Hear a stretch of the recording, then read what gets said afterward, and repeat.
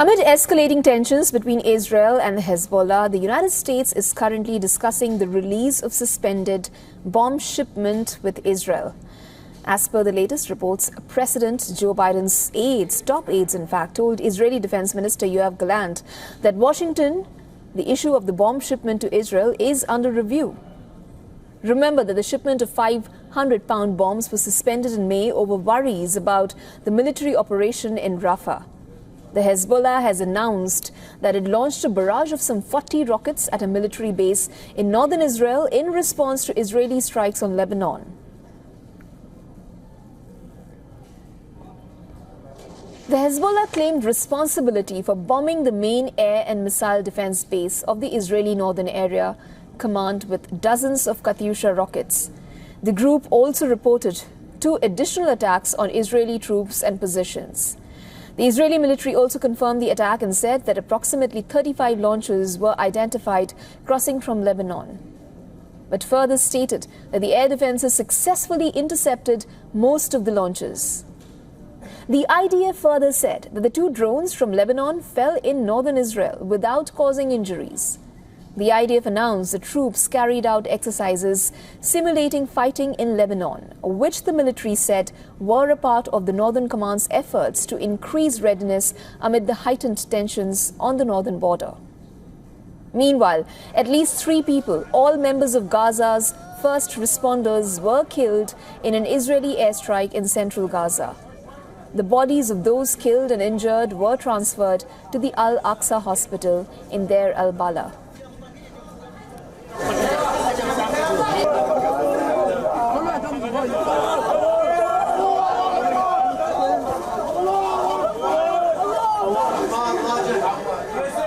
The protests against Benjamin Netanyahu also continue.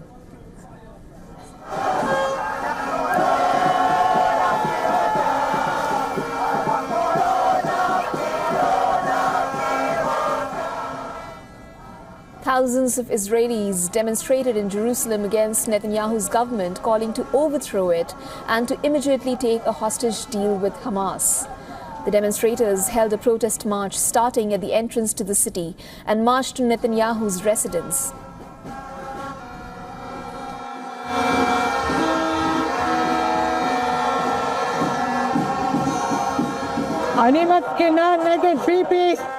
I've been protesting against Bibi for 6 years now, and I'm sorry that we were not able to prevent him from forming a government. There's not a single field that this man doesn't destroy and burn. We must overthrow him now. No waiting. Not in a month, not in a year. Now. We must. Otherwise, we will not have a state. The hostages, the economy, the north, the south, in any field.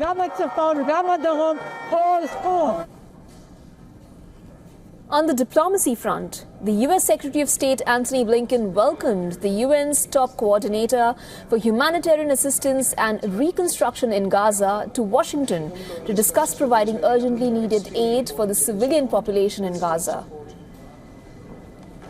Over the past week or so, we've been working to address urgent challenges that are making it difficult to deliver necessary humanitarian assistance to the people of Gaza, who so desperately need it, particularly when it comes to the security of the deliveries and those delivering the assistance. The UN Security Council has approved a resolution demanding Yemen's Houthis to halt all attacks on ships and urge the disruption to maritime security. And our steadfast support for Ukraine. For all the latest news, download the WION app and subscribe to our YouTube channel.